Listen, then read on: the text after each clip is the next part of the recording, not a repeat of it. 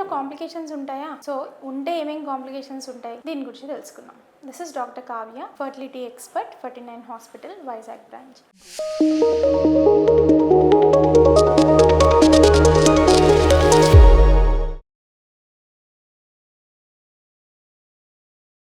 Generally ఐవీఎఫ్లో such IVF మూలంగా ఉండే కాంప్లికేషన్స్ తక్కువ ఉంటాయి. అంటే ఫస్ట్ ఇంజెక్షన్స్ మూలంగా ఏదైనా ప్రాబ్లం వస్తుందా అని భయపడుతూ ఉంటారు. అదేమీ లేదు, ఇది అపోహ మాత్రమే. నవడేస్ ఇంజెక్షన్ అనేది పెయిన్లెస్ ఇంజెక్షన్స్ కూడా మార్కెట్లోకి వచ్చేసాయి. సో పెయిన్లెస్ ఇంజెక్షన్స్ ద్వారా పెయిన్ అనేది అసలు కంప్లీట్లీ పేషెంట్కి ఏమీ అనిపించదు. సో కాంప్లికేషన్స్ అంటే ఏంటి మేడం, ఏమి రావచ్చు ఐవీఎఫ్తో అంటే ఎంబ్రియోస్ ట్రాన్స్ఫర్ని బట్టి కొంతమందికి 1 ఎంబ్రియో ట్రాన్స్ఫర్ చేయాల్సి వస్తుంది, కొంతమందికి 2 ఎంబ్రియోస్, కొన్ని కండిషన్లో 3 ఎంబ్రియోస్ కూడా ట్రాన్స్ఫర్ చేయాల్సి వస్తుంది. అట్లాంటి కండిషన్స్లో కొంతమందికి మల్టిపుల్ ప్రెగ్నెన్సీ అంటే 2 బేబీస్ 3 బేబీస్ అతుక్కునే అవకాశం అనేది ఉంటుందన్నమాట. సో పేషెంట్కి ఇది ముందే చెప్పి ఈ రిస్క్ ఎక్స్ప్లెయిన్ చేస్తాం. ఇది న్యాచురల్ ప్రెగ్నెన్సీస్తో పోలిస్తే మల్టిపుల్ ప్రెగ్నెన్సీ రిస్క్ అనేది ఐవీఎఫ్లో కొంచెం ఎక్కువ ఉంటుందన్నమాట. నెక్స్ట్, ప్రెగ్నెన్సీ కన్ఫర్మ్ అయిన తర్వాత గర్భసంచిలోనే ఉంటుందా, ట్యూబుల్లో ఏమైనా అతుక్కుంటుందా? ఐవీఎఫ్ ప్రెగ్నెన్సీలో కానీ న్యాచురల్ ప్రెగ్నెన్సీలో కానీ ట్యూబల్ ప్రెగ్నెన్సీ అనేది కొంచెం నార్మల్గానే ఉంటుంది, ఎక్కువ పర్సెంటేజ్ అనేది ఎక్కువేమీ ఉండదన్నమాట. ఈ ఇంజెక్షన్స్ తీసుకోవడం మూలంగా కొంచెం నీరసంగా ఉండే అవకాశం అనేది ఉంటుంది పేషెంట్కి. ఈ